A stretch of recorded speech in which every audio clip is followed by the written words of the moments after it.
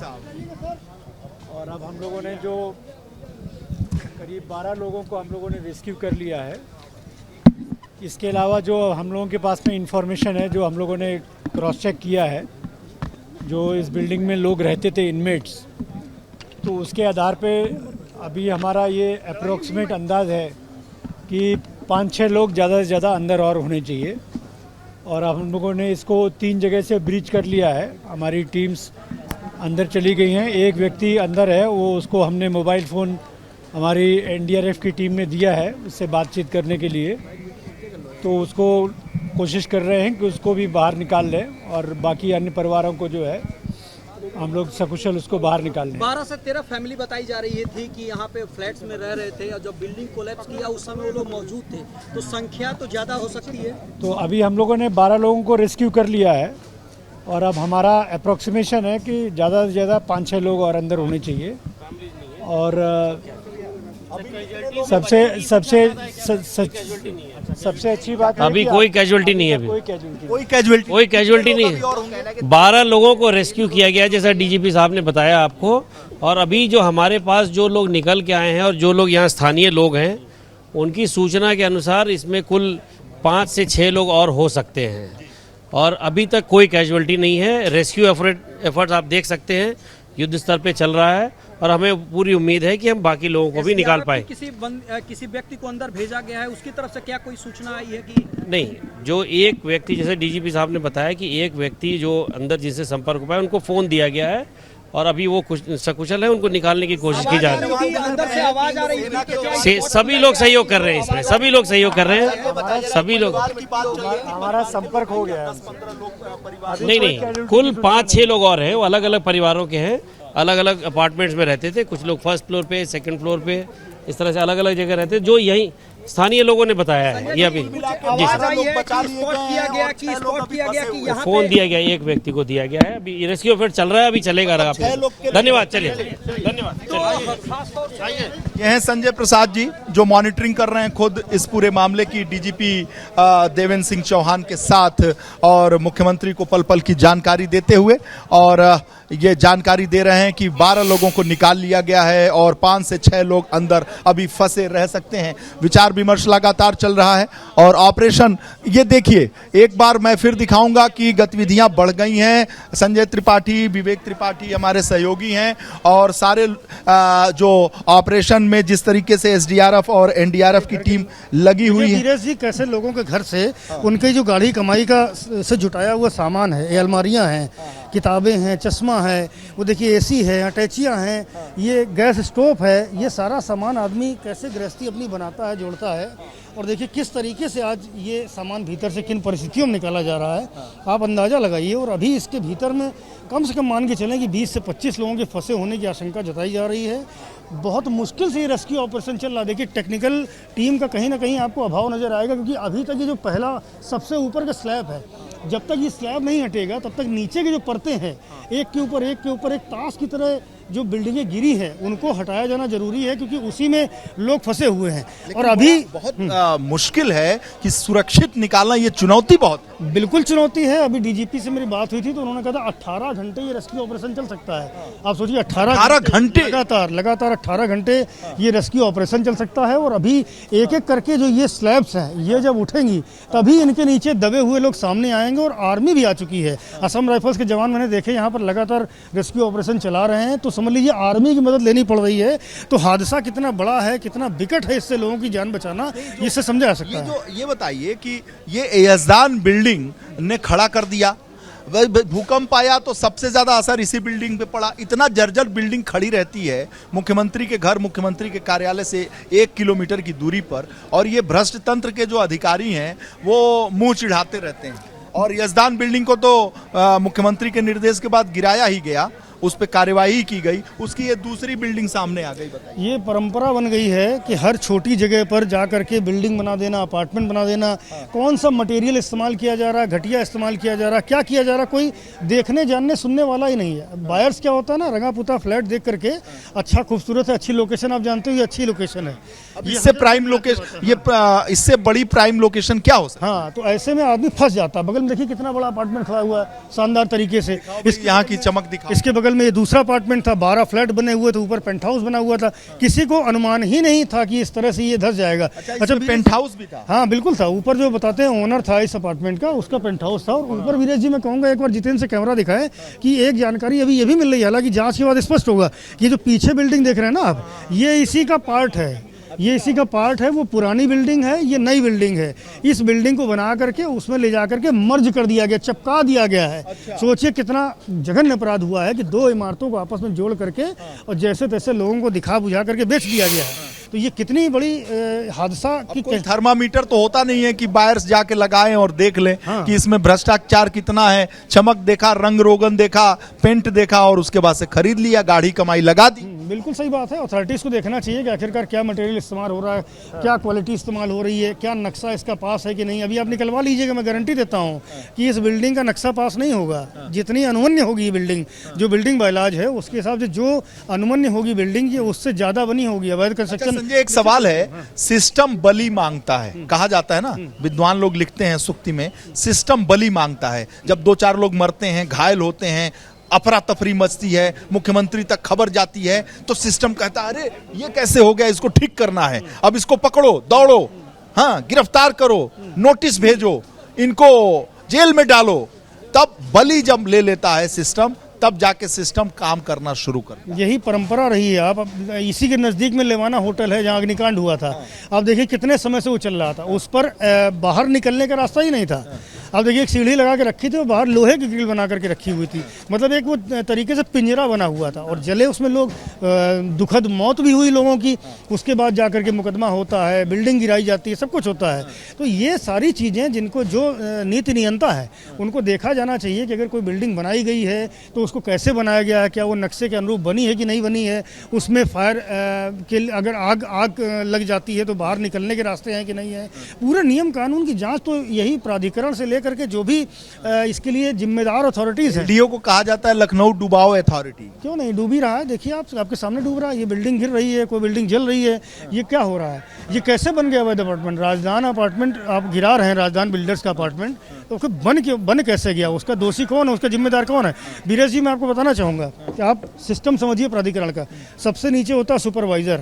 हर इलाके में छोटी छोटी जगहों पर जो बिल्डिंग बनती है उन पर निगरानी करने के लिए सुपरवाइजर होता है, सबसे नीचे कड़ी है। दूसरी कड़ी होती है जेई उसके ऊपर का होता है। जो सुपरवाइजर देखेगा जहाँ भी गड़बड़ियाँ हो रही हैं वो सुपरवाइजर अपने जेई को रिपोर्ट करेगा। जेई के ऊपर बैठता है एई को बताया जाएगा जेई के द्वारा। आप सोचिए, उसके बाद बैठता है एक्सियन, उसके बाद चीफ इंजीनियर, पूरी टीम है। एक सुपरिटेंडेंट इंजीनियर बीच का पार्ट है, भूल गया मैं। 5-5, 6-6 लेयर होती हैं जिनके पास ही जानकारी जाती है।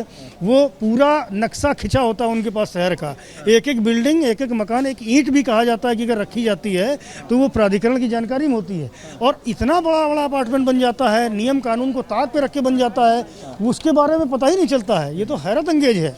तो जब हादसा होता है, कुछ लोगों की बलि चढ़ जाती है, तो फिर अलर्टनेस आती है, सतर्कता आती आएगी। इस हादसे के बाद भी अलर्टनेस आएगी, जैसा हमेशा होता है वैसे कान में तेल डाल के बैठे रहते हैं। अब ये गिर गई बिल्डिंग, अब कुछ लोग इसमें दुर्घटना का शिकार हुए हैं, कई लोग अभी भी दबे हुए हैं। अब जांच भी होगी, अब मुकदमा भी होगा, गिरफ्तारियां भी होंगी। कुछ एक आध लोग जो नमूने टाइप के हैं, जो छोटे प्यादे हैं, उन पर कार्रवाई भी होगी। तो ये तो परंपरा चली आ रही है। इसका प्यादे पे होता नहीं है, कुछ नहीं होता। आप देख लीजिए कितने बड़े, कभी कोई बड़ा अफसर हटा हो किसी इस तरह की घटनाओं पर, लेवाना में कितने बड़े अधिकारी। नगर विकास मंत्री जी आए थे 3 घंटा पहले, AK शर्मा जी आए, 5 मिनट देखे ओके और चल दिए। हाँ, तो निरीक्षण।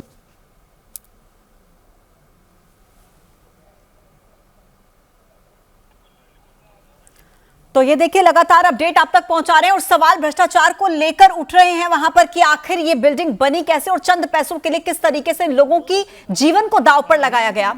सुनिए आप। देर रुक करके यहाँ लोगों से मिलना चाहिए, समझना चाहिए किस तरह से रेस्क्यू ऑपरेशन चलाया जा रहा है। एक्सपर्ट आप बता रहे हो है तो उनकी एक्सपर्टाइज का यहाँ इस्तेमाल होना चाहिए। बड़े अधिकारी रहे हैं तो वो भी गाइड करते, बहुत सारे लोग हैं यहाँ पर, लेकिन वो रहते तो और भी बेहतर होता। बहरहाल काम चल रहा है, लेकिन टास्क ये है कि ये जो स्लैब एक के बाद एक है ये उठाई जाए, जिससे कि जो लोग नीचे दबे हुए हैं, आप सोचिए उनकी क्या हालत हो रही होगी। कि वो मंत्री भी हैं, नगर विकास मंत्री भी हैं और वो इतने टॉप ब्यूरोक्रेट्स भी हैं, देश भी चला चुके हैं वो। गुजरात में जब भूकंप आया था तो भुज का भूकंप भी उन्होंने कहा जाता है कि वो उन्होंने बड़ा संभाला है, बड़ा हाई रेटेड, ओवर रेटेड हम कह सकते हैं मंत्री बनाए गए। जब वो एमएलसी बने तो हाहाकार मच गया था कि कौन आया, देखो देखो AK शर्मा आए, हैं, वो पूरा बदल डालेंगे, सिस्टम बदल डालेंगे। और अब उनके पास ऊर्जा भी है, नगर विकास भी है, तो नगर विकास मुश्किल से 5-7 मिनट 8 मिनट रुके।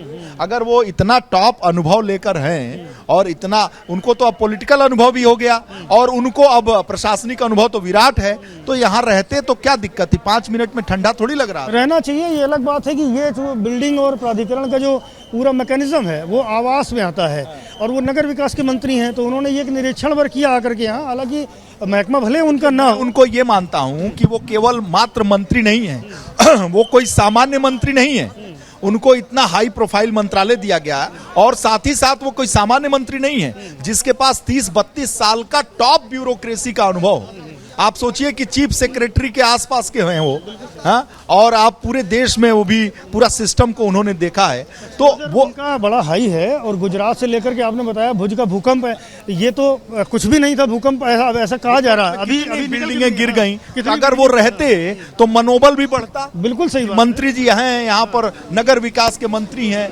और वो सिस्टम को भी बताते कि हम अपने विशाल अनुभव से बताते। यहाँ पर डीजीपी और जो प्रमुख सचिव हैं उनका भी हौसला अफजाई होता।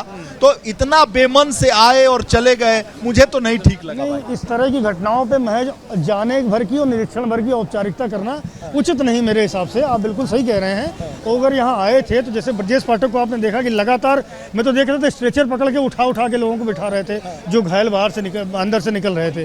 तो रेस्क्यू ऑपरेशन में वो जुटे हुए थे एक सामान्य व्यक्ति की तरह। तो ऐसे में कोशिश ये करनी थी कि उनको यहाँ कुछ देर रुक करके यहाँ रेस्क्यू ऑपरेशन किस तरह से चलाया जा रहा है और इसमें कैसे तेजी आ सकती है, क्या और बेहतर तरीके आजमाए जा सकते हैं। देखिए सामान कैसे निकल के लोगों के घर से आ रहा है। तो ये सारी जानकारियाँ जो है वो कहीं ना कहीं वो दे सकते थे अगर वो रुकते देर तक, लोगों से बात करते, समझते कि क्या रेस्क्यू ऑपरेशन की दशा दिशा है, किस तरह से इसको और बेहतर तरीके से चलाया जा सकता है। तो ये सारी चीज़ें तो देखी जा सकती थी, उनके स्तर से बताया जा सकता था। निश्चित रूप से बताया तो जा सकता था, लेकिन खैर जहाँ पे मंडलायुक्त से लेके सारे लोग लगे हुए हैं और कोशिश ये चल रही है कि रेस्क्यू ऑपरेशन को और सुचारू रूप से, देखिए ये जो नीम का पेड़ है और उसे भी हटाया जा रहा है, काटा जा रहा है। कोशिश लगातार चल रही है कि इसे बेहतर तरीके से किया जाए और फिर रेस्क्यू ऑपरेशन के लिए जो भी काम हो सकता है उसे यहाँ पर अंजाम दिया जा रहा है। और देखिए, मैं जो यहाँ पे जो रहने वाले लोग हैं वो कितने उदासीन हैं, कितना परेशान है, इस चेहरे को मैं दिखाना चाहता हूँ। मेरे छायाकार लगता है थक गए हैं बिल्कुल वीरेश जी, जिस तरीके से आप यहाँ पर बात भी कर रहे हैं और जो सामने आ रही हैं तस्वीरें, वो सवाल भ्रष्टाचार को लेकर ही उठ रहे हैं कि आखिर चंद पैसों के लिए कैसे मासूम लोगों की जिंदगी को दांव पर लगा दिया जाता है। इसकी बानगी हम इन तस्वीरों में देख रहे हैं वीरेश जी, लेकिन एक एक जान कीमती होती है। अभी फिलहाल ग्राउंड जीरो से क्या कुछ अपडेट मिल रहा है, क्या कुछ आगे बढ़ा रेस्क्यू ऑपरेशन, आगे बढ़ा, कितने लोग अभी अंदर फंसे हो सकते हैं? देखिए, अभी जो प्रमुख सचिव गृह हैं और डीजीपी चौहान हैं, उन्होंने कहा है कि 12 लोगों को निकाल लिया गया है और 12 लोगों को निकाल के 5 से 6 लोग अभी अंदर पड़े हुए हैं, फंसे हुए हैं। अगर सरकार की बात करें तो इससे बड़ा तो कोई अधिकारी है नहीं। डीजीपी भी हैं और प्रमुख सचिव गृह हैं और 24 करोड़ की जनता की सुरक्षा इनके हवाले है, तो यानी इनके हिसाब से 5 से 6 लोग इसके अंदर हैं, 12 लोग निकाल लिए गए हैं, यही है। और ये आंकड़ा, ये देखिए साहब, ये अब्बास हैदर साहब हैं समाजवादी पार्टी के, इनके परिवार के लोग इसमें फंसे हुए हैं।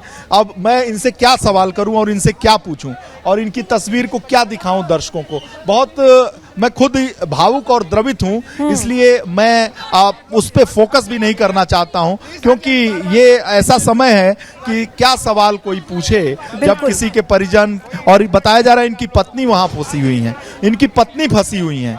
और इनके बच्चे फंसे हुए हैं।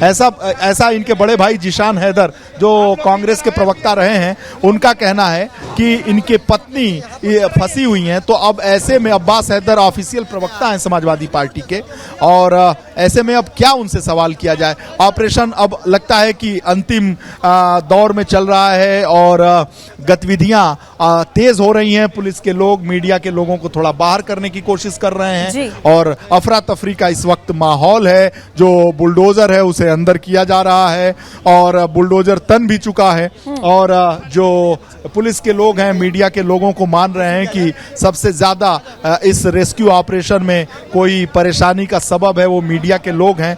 लेकिन हम लोग उन्हें बताना चाहते हैं कि हम लोग उन्हें सहयोग करते हैं और हम लोग जहां तक कहेंगे वहां तक चले जाएंगे, लेकिन वो सभी लोगों को सकुशल निकाल लें, अच्छे से निकाल लें, सब लोग स्वस्थ रहें, यही हम लोगों की कामना है। एबीपी गंगा यही दुआ, यही ईश्वर से प्रार्थना।